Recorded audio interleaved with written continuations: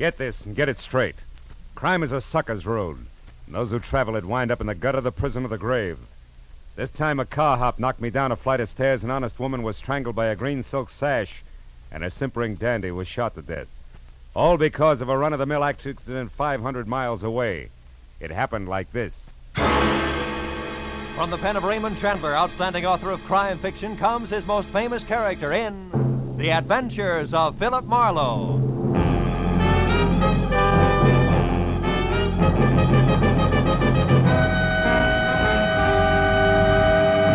Now, with Gerald Moore, starred as Philip Marlowe, we bring you tonight's exciting story, The Vital Statistic.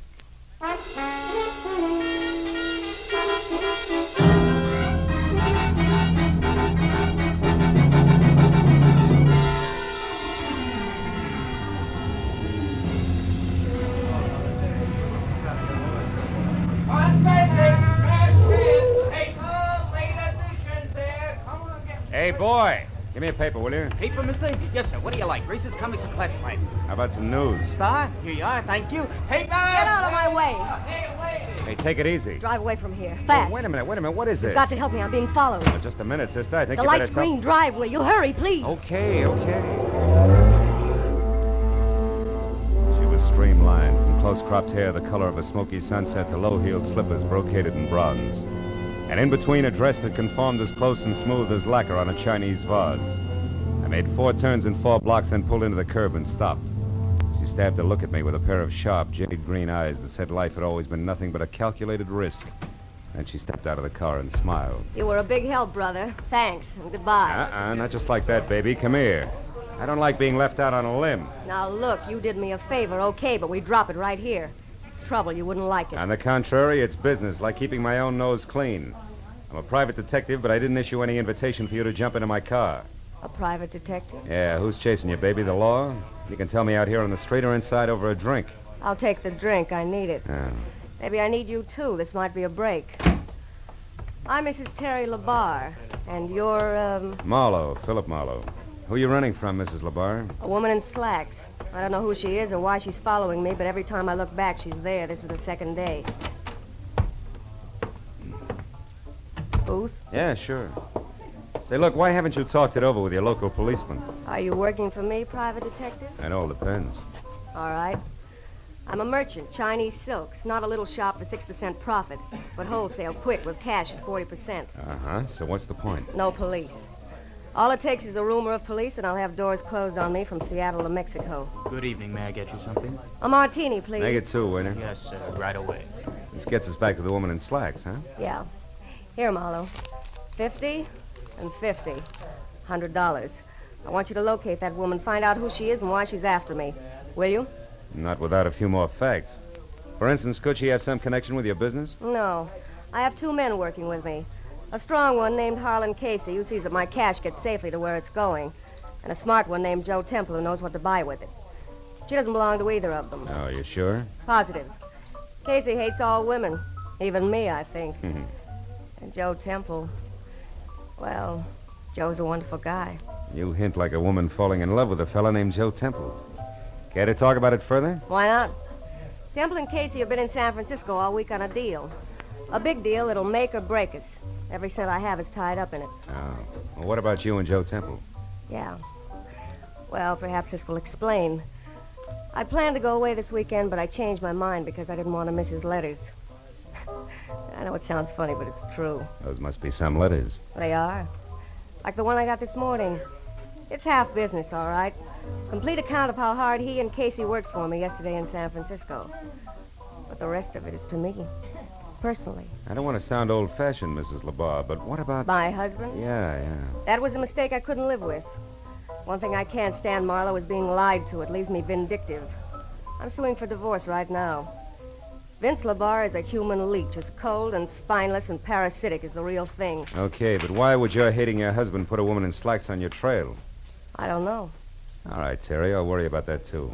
Any idea where I can start? Just one. I pulled a switch on her yesterday, Marlowe, for about an hour. I trailed her to the corner of Wilshire and La Cienega, then lost her in traffic.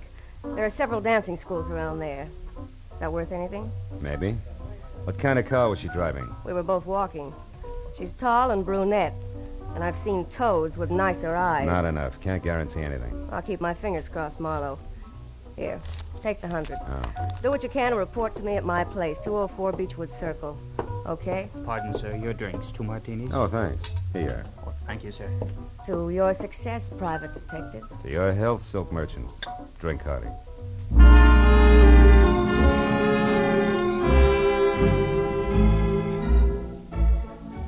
Slugging it down was no way to treat a good dry martini, but I figured it was time I was on my way. I drove out to Wilshire and La Cienega and slowed down enough to look at all four corners. There was a drugstore with a special on garbage cans, a drive-in called Scotty's, a branch of the Bank of Los Angeles, and a flying red horse over a mobile gas station. I drove on again when I spotted a pair of black slacks going into a dancing studio a half block down. It looked like a lead. But after 2 hours of staring at knobby knees and shorts and bulging hips and bloomers, all knocking themselves out for a mythical Klieg-lighted future, I was finally convinced that it was a dead end. Now I got back into my car and headed up into the hills for Beechwood Circle in the slim hope that Terry could give me something more to go on. Her house at 204 was low and dainty and half hidden behind the tough, slender grace of a bamboo grove. The walk was guarded by a white marble lion of Korea, and the front door, when I finally found it, turned out to be a sliding panel in a wall of oriental lattice work. As the door slid open, I was looking down the barrel of a snub-nosed pistol, held very steady in the hands of a hard-eyed brunette, in a pair of black slacks. You've been looking high and low for me, haven't you, Peeper? Ever since you left that dame. I might have been. You're not the brightest character in the world, in spite of what you and your friends think. I spotted your car when she got in. It wasn't too tough to tag. Where's Terry? Sleeping off a hangover from better days. Skip the chatter. Where is she? Come on in and look. And that's no suggestion, sailor. It's an order. Move. Over there to the top of the stairs. Sure. That's a good smart boy. You're late, you know. I got what I came for, and now I'm in a hurry. Turn around. Look, sister. Shut up! And happy landing!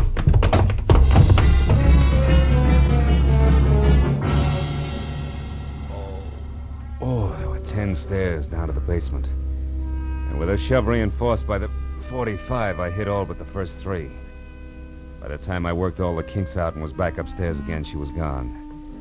I started through the house, then slowly from one room to another, turning on lights as I went, looking for what I knew was going to be a very sick client. When I got as far as the study, where somebody had gone through the desk drawers with what must have been a snowplow, and I still hadn't found Terry, I got that numb feeling in my stomach. I started out a side door that opened into the patio. But then I heard a whistle from the front walk. I cut back through the house instead and waited near the door. Terry! Hey, Terry, can I come in? It's little Joe, the Frisco kid. What happened to your weekend trip, honey? Who are you? What do you want? Hiya, Temple. How do you know me? Mrs. LeBar hired me today just after she canceled the weekend. She gave me a rundown. She hired you? What do you mean? I'm a private detective named Marlowe. Why would she hire you? Because she was being followed by a brunette in slacks, she didn't like it, and that's all the information you're going to get, so relax. You say Terry isn't here? Isn't home? Not so far, no. Come on back here to the study, Temple. I want you to look at something. Somebody's gone through the desk in an awful hurry. Yeah, I see what you mean. Maybe you know something about what's missing, huh? You and Mrs. LeBar were fairly close, from what I'm told. The letters. The letters are gone. Terry kept my letters in this bottom drawer. Ah. By the way, Temple, where's your sidekick, Harlan Casey? Oh, I don't know. We both left San Francisco yesterday. He hates to fly, so I assume he took a train. He ought to be here in L.A. now. Well, you don't think Casey's mixed up in this, do you? I don't know. It could be. Vince LeBar. That's who it was that got those letters. It was Vince LeBar. They were really love letters. The business part was nothing. And LeBar is the dog-in-the-manger kind of guy who wants everyone to be unhappy if he That is. fits, Temple. With a smart lawyer, your letters to Terry becomes grade A material for a countersuit for divorce. Sure, he could make it stick and also get a fat settlement under community property laws. Now, listen, here's what you've Marlowe. got. Marlowe, it's Terry. Terry! Temple, Terry! wait! Terry. Look at her, Marlowe. Look at her. She's dead.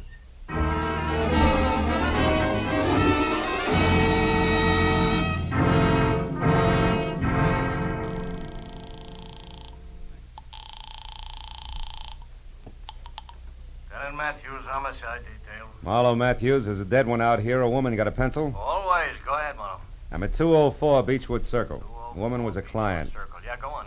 She was strangled with a green silk sash and my loungy pajamas, Matthews, sometime within the last, I'd say, hour. Yeah. Her name was Terry LaBarre. Hey, wait, And Terry LaBarre. Wait a minute, Marlowe. Listen, we got a teletype here from a sheriff in Empire, Oregon. Come in 5 minutes ago. So? Oh, wait a minute. Yeah. Says some guy named Jess Freeman from L.A. was killed there this morning in a traffic accident. Was loaded with big dough, but doesn't look the type. And the only other identification on him was a business card from one Terry LaBarre. Yeah. You got a helpful answer for that? Wait a minute. Temple, do you know anything about a man named Jess Freeman? He was killed in Oregon today in a traffic accident and had one of Terry's cards on him. Freeman? Yeah. No, I don't remember him. No dice, Matthews. Who are you talking to, Phil? Joe Temple, one of Terry LaBarre's associates. He's here.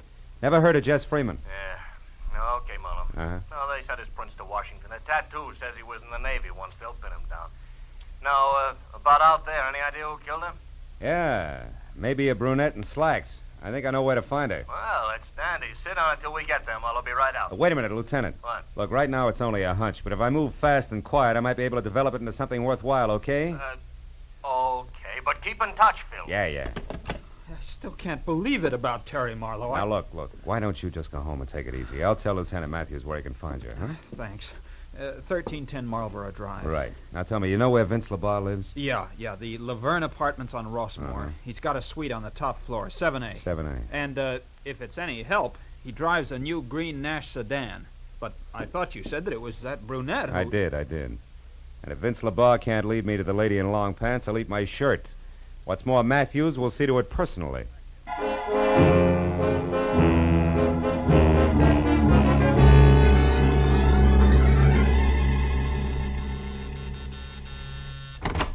Yes, what do you want? Some quiet conversation with Vince LaBarre. I'm Philip Marlowe, private detective. Oh, how exciting. Had I known you were coming, I'd have baked a cake. Oh, you're breaking me up. I was hired by your wife tonight. Get out Your of wife here. is dead, LaBarre. She was murdered. Dead? Terry murdered? Yeah. Now, if you don't mind, I'll come in, huh? She was killed because of a packet of letters, LaBarre. Oh, no. Kind that are a cinch to cause a big stir in anybody's divorce court. Stir big enough to swing a countersuit in your favor. I don't know what you're talking about. Letters. Joe Temple's letters to Terry, the ones you arranged to have stolen tonight. Oh, you must be crazy. Her death wasn't part of the plan, LaBarre. That was one of those bum deals. A robbery that got out of hand, wound up as a murder. Oh, no, wait. Now, where is she, LaBarre? Who's the brunette in slacks, and where do I find her? You get out of here or I'll have the police Oh, help you. shut up. You not only steal letters, but ashtrays, too, huh? Like this coy little number here, a doghouse. Scotty's Drive-In, Wilshire and La Cienega. Okay, LaBarre, that's Stand all. still. Oh, now a gun, huh? They say you're yellow, LaBarre, but you're not. You're just stupid. There's a terrace outside those doors, Marlowe. Those with the iron grill. Go on out there. Go on. I don't think Terry's dead, and I don't think she hired you. I think you're working for that lousy louse Joe Temple, and if so, he'll need a battalion of private detectives before I'm through. You're through right now, LaBarre. You're too dumb to see it. Go on. Clear over to the rail. Keep your back to me. It's 7 floors down, Marlowe, to a concrete driveway. Just in case you get jumpy.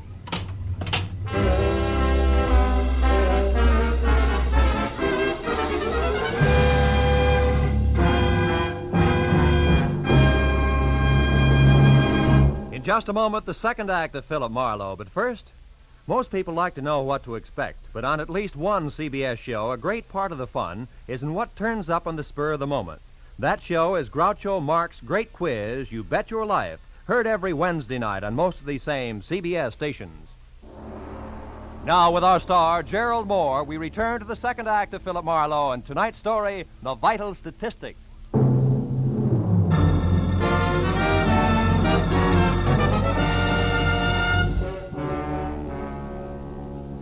The moment Vince LaBarre and the Courage caliber .32 he held in his right hand made it out of the apartment and on the run for the elevator, I kicked through the plate glass door. And I spent the next 2 minutes alternately swearing, straining, and nicking myself while I played contortionist. In and out of the fancy snake grill work on my wrought iron cage until finally I reached the inside handle. I was free out and over to the telephone in a big hurry. Because for my money, the icing on LaBarre's voice left Joe Temple someplace on the short side. What the life insurance people call good risk. Hello? Marlowe, Temple, listen hard. Your life's in danger. What? LeBar, you had him tagged from the first. He's after those letters, all right. But what about the girl in slacks? Well, I think she might have a connection with a drive-in on Wilshire and La Cienega, a place called Scotty's Inn. I'm going to check it. Now, tell me, any word from Terry's muscle man yet? Harlan Casey? Yeah. No, nothing, Marlowe. But look, can't I meet you and talk to you? No. Vince LeBar had a gun and a short temper when he left here. I'll make us work any easier. Just stay away from open windows, Temple. I'll call you.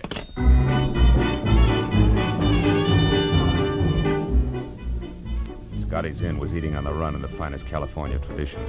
A mammoth circle of steel under glass painted a dazzling yellow and blue, surrounded by a half a dozen cars containing teenaged couples with smudged lipstick and the giggles. The second after I pulled in and parked, something in slacks with false eyelashes, a waist you could span with a handcuff, and a fixed frontline chorus girl's smile flipped the card marked Ginger against my windshield. Handed me a menu that still had the froth from an earlier customer's milkshake in one corner. What'll it be, mister? Just coffee, Ginger. Cream? Information. Oh, it's you again. Huh? Look, baby, what I told you on the phone 10 minutes ago still goes, huh? About what? About Rose Facetta, the girl you described. Long black hair, a nice shape, you're infatuated, but you don't know the name and address. So I was nice. I gave you the name, told you to look the address up in the phone book, period. Don't be so lazy, baby. Wait a minute, Ginger. I didn't call you before, but that dime cup of coffee will bring you a $10 tip if you tell me who did. Hey, you want the guy who called. I don't know any names, but you're not him. He didn't talk up like you do. But what's all the fuss, baby? Rose Facetta's got a guy. She's spoken for. Besides, a handsome fellow like you should... Sweetheart, this is business, strictly, believe me. Oh. What's the address? Come on. 2428 Havenhurst Drive, bottom floor. Thanks. Here's a 10 I promised you. No, never mind. Hmm? The name was free to him, so why should I charge you? Besides, Decide what? I like the way you said sweetheart. Come on back sometime, will you, baby, when you want more than coffee? Okay. When I want more than coffee and less than murder, I will. Stay out of it, Ginger. It was definite double talk, but the effect was what I wanted. Ginger with mouth wide open and staring after me like my ears were on backwards. That way, she might be scared out of making a simple curiosity-spiked telephone call to the popular Rose Facetta, which would trumpet my arrival loud, clear, and prematurely. 10 minutes later, I was parked away from number 2824, Havenhurst. As I got out of my car and started toward the place, I found Vince LeBar's green sedan on the opposite side of the street and carefully tucked into the shadows of a pair of long-haired pepper trees. It was a good time for me to be careful. So when I knocked on the front door, which showed yellow light at the threshold and was the starting point for something not too close to music, I did it with the butt end of my .38. Yeah, who is it? Ziggy, friend of Ginger's. She asked me to deliver you a message, Rose. Oh, all right. What's the message, friend? Why, you loud... Don't try it, Sunshine. There's no law against shooting ladies or knock you downstairs. Now back off. Come on, move, but not too far. At the moment, I want you in between me and Vince LeBar. Who? Look, Angel, it's all real plain. Those suitcases behind you there are packed. His car's outside. He's after the letters. Oh, no. Ha ha! There goes Vince now, Buster. Well, Peeper, your opener stinks. Get inside fast. Sure. Any place in particular, sailor? That chair near the desk. Keep your hands in your lap. Okay. If it'll please you, Mr. Detective, I'll be very glad to. After all, you're my guest, and I should be nice to you. Now we talk like a little lady, huh, Rose? Vince LeBar picked up the letters from you as scheduled, and you're getting ready to run because you killed Terry, and you'd rather not be around for the question and answer period, right? I didn't kill her. I just knocked her down. No. You didn't kill her. You just slowed down her breathing somewhat with a pajama sash. You're wrong, copper. Skip it. Doesn't add any other way. Go on, answer it. Who is it? Mr. Shirley, what's going on in there, Mr. Facetta? Landlord? No, the jerk who lives in the top half of this place, along with a few thousand Mr. French Facetta, if you don't poodles. open this door, I'm going to call the police. I distinctly heard a noise, and I... Come on in, Mr. Shirley. Well, what? Well, what's going on in here? Who are you? Never mind that now. Get on the phone. Call the police. Huh? Oh, yes, of course. Yes, certainly. Oh. Operator, I want the police. 2824 Havenhurst Look, Drive. hero, Yes. you're a little mixed up about some things. Yeah, and you're just the kid to straighten me out. Those letters you got at Terry's place were written by Joe Temple. Was your boyfriend Vince heading for Temple when he left here? I can't... Try hard, sister. All right. Maybe he was. Now leave me alone. Not quite. Hey, you, Mr. Shirley. Oh, yes? In that desk next to you, there's a gun. Keep it on until the law arrives. Lady's wanted for murder. Well, yes, but what if she should... Yeah, then shoot, Shirley, fast. Because if you don't, she'll kill you. Tell the cops I'll fill in the blanks later. Now, wait. Why must you leave? Why don't we both watch her? Because a guy named Joe Temple needs my help a lot more than you do.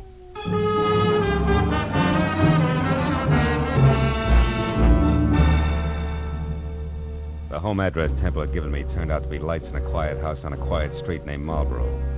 I was there out of my car and running for the front door when they came. I jerked my gun out of the holster, got close into the building, and moved up until I was on a line with a pair of half-open patio doors. And I saw something I hadn't expected. On the floor that was littered with a broken lamp, pieces of vase, and overturned furniture was Vince LaBarre, doubled up, dead. And standing over him, his face the color of soft cement, a .32 dangling in his limp right hand, was Joe Temple. When he saw me, he tried to talk, but the words jammed in his throat. When I stepped into the room, he began to tremble. Marlowe, I shot him. I couldn't help it. He was gonna... Sit down, Temple. Get hold of yourself. You got any brandy around? Over on that table near the phone. Oh. He was out of his mind, Marlowe. An absolute maniac. He said he was gonna kill me. So you lunged for him, there was a fight, and you came up with the gun, huh? Yeah. And when he started for me again, I pulled the trigger. And then I did it again. And a third time. Yeah, here. Drink this. He brought the letters back, Marlowe. They're inside on the floor where he threw them. He said they didn't mean anything anymore. That he and that girl in the slacks had taken care of Terry. Take it easy, Temple, easy. He seemed to go crazy. He said I was a wife stealer, the cause of his trouble, and that I deserved death. Well, that's when I jumped at him. It was terrible, Marlowe. Yeah. Well, between the two of us, we've just about got all the answers, which is usually a good time to call the police, huh? Oh, what do you mean, just about got all the answers, Marlowe? What else is there? Jess Freeman, the guy Lieutenant Matthews told us about when we were over at Terry's place, remember? Oh, yes, that traffic crash in Empire, Oregon. But why should that figure in this, Marlowe? It shouldn't, but I think it does. Homicide, Detective Lieutenant Matthews speaking. Marlowe Matthews, another dead one on the Terry LaBarre case. Oh, no. Yeah, Vince LaBarre, her husband, he was shot. Who did it, Marlowe, do you know? Yeah, a guy named Joe Temple. It was self-defense. We're coming in, Matthews. I'll take that gun, Temple. You get the letters. Let's go.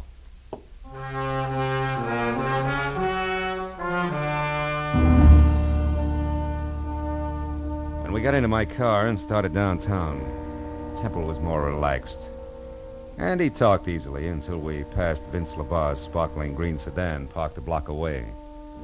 Once again, close into the shadows, and once again, empty. Real empty. The sight of it closed him up tight for the rest of the trip. When we walked into police headquarters and through the quarter of a mile of glossy corridor leading to the door marked homicide, he didn't open up any. But it didn't matter, really, because it's police rule never to talk to two men about the same thing at the same time. And I was first.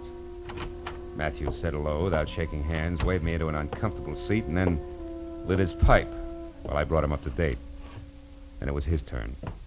So Rose Facetta killed Terry LaBarre so that she could get the letters Joe Temple had written, huh? Mm-hmm. Did this so that her boyfriend, Vince LaBarre, could raise a lot of fuss in divorce court with the letters, file a counter-suit, that kind of stuff? That's the whole deal. Yeah, with Temple making it a double-header by shooting Vince when Vince came to kill him. That's it, Matthews.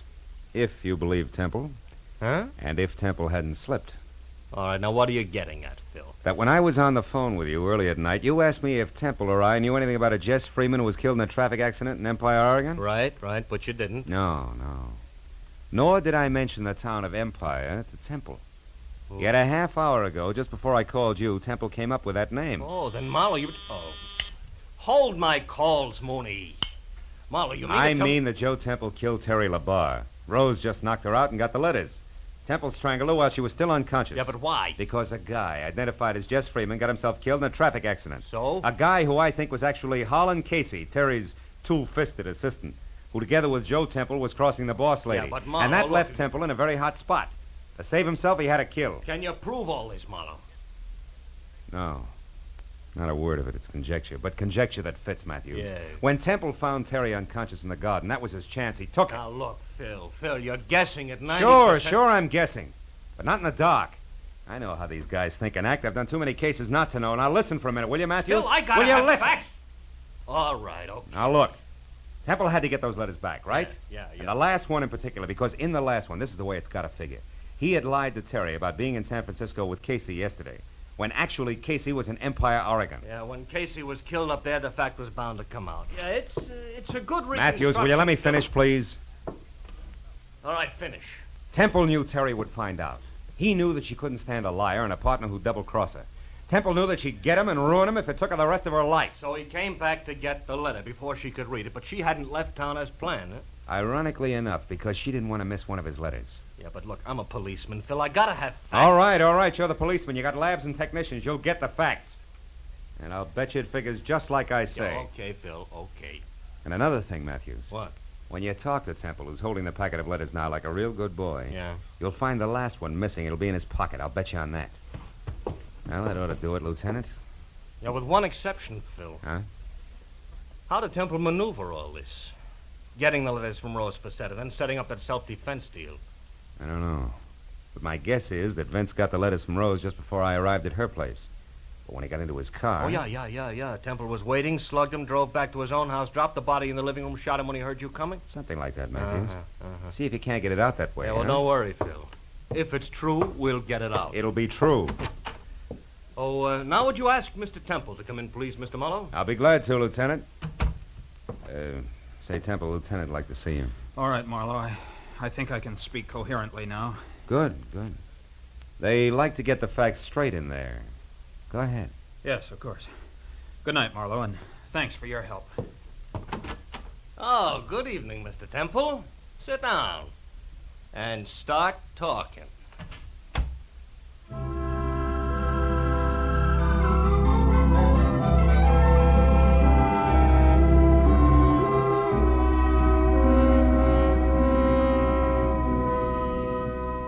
When I got into my car, the new day was starting to push the black out of the sky. And the early morning air smelled fresh and cool and clean. Yeah, the whole night had been confused and complicated. But I knew that by the time Matthews had finished with Temple, there'd be no questions left unanswered. That would be great, wouldn't it? If everything could be that way. No questions left unanswered.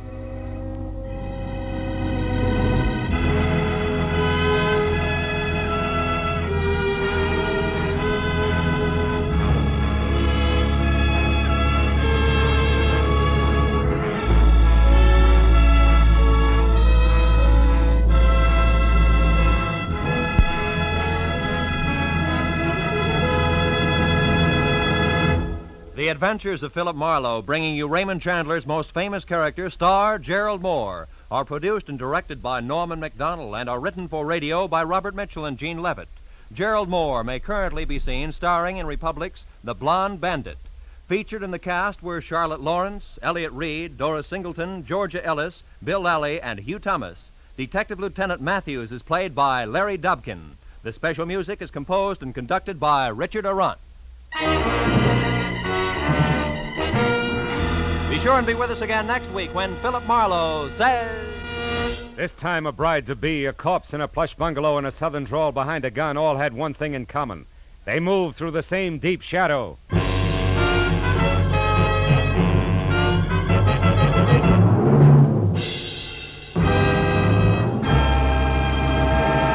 Remember, you'll find George Burns and Gracie Allen and their good friend Bill Goodwin here on most of these same CBS stations every Wednesday night in the half hour following the Bing Crosby Show. This is Roy Rowan speaking. Now, stay tuned for Pursuit, which follows immediately. This is CBS, where Burns and Allen are heard every Wednesday night, the Columbia Broadcasting System.